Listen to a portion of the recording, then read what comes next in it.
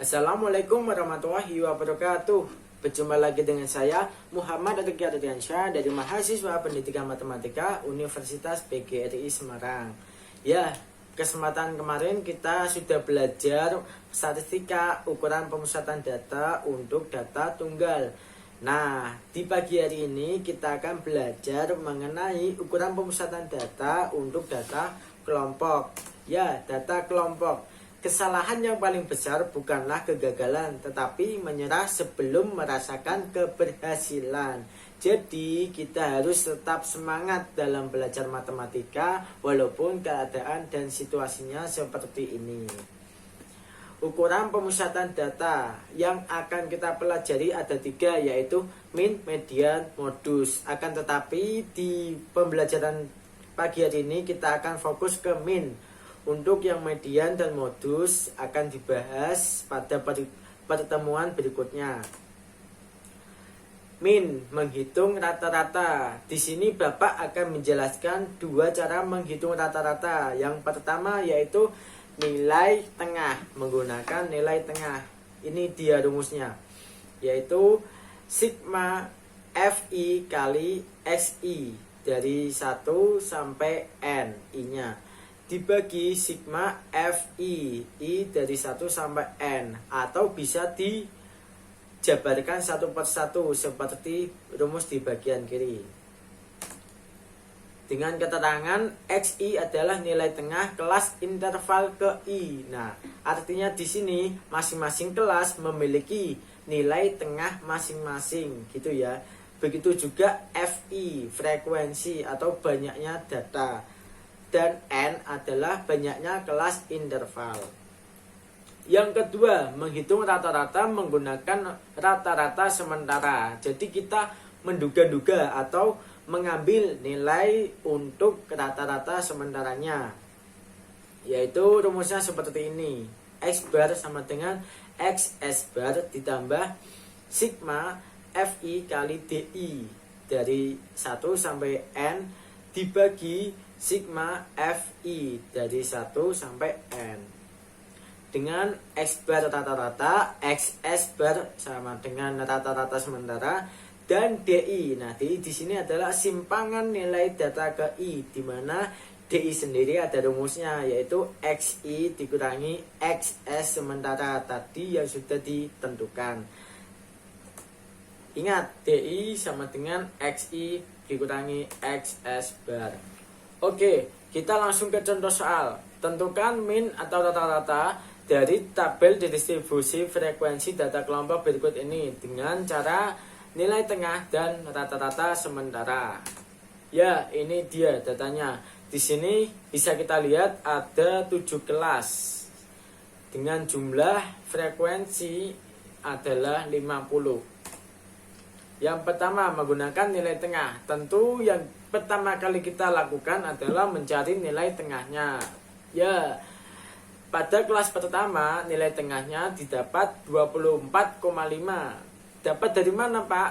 Dari batas bawah ditambah batas atas dibagi 2. Nah, masih ingat kan? Batas bawah 20 ditambah 29 dibagi 2. Hasilnya nih 24. Ini ya. Hasilnya adalah 24. Untuk kelas kedua ya sama, 30 ditambah 39 hasilnya 34,5. Begitu juga kelas-kelas yang lain. Bisa dicari sendiri nanti buat bahan percobaan, buat latihan. Oke. Selanjutnya kita cari nilai F dikali X.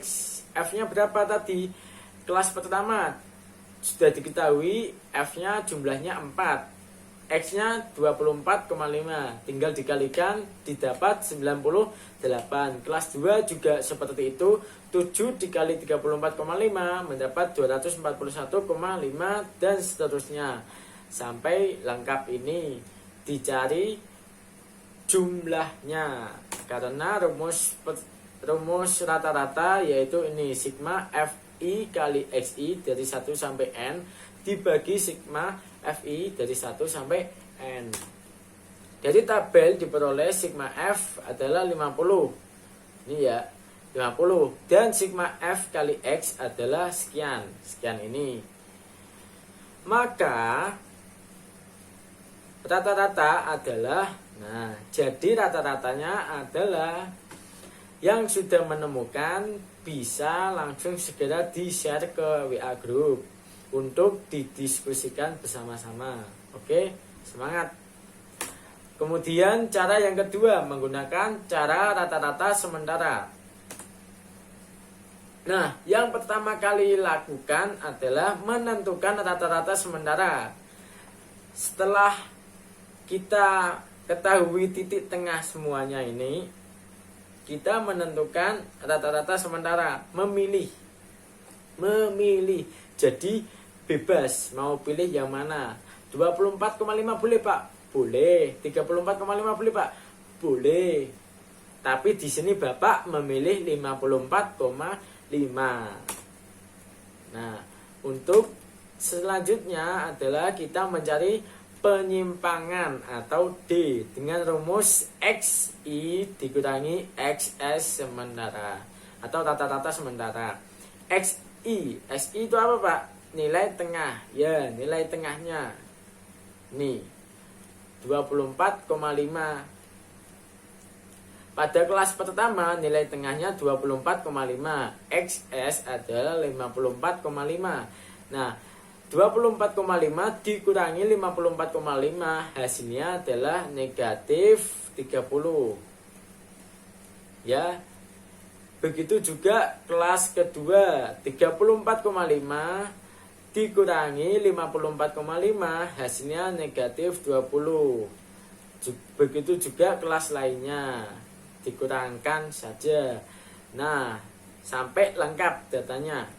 Silahkan dicari sendiri. Untuk langkah selanjutnya adalah kita mencari F kali D. F kali D, frekuensi kali penyimpangan.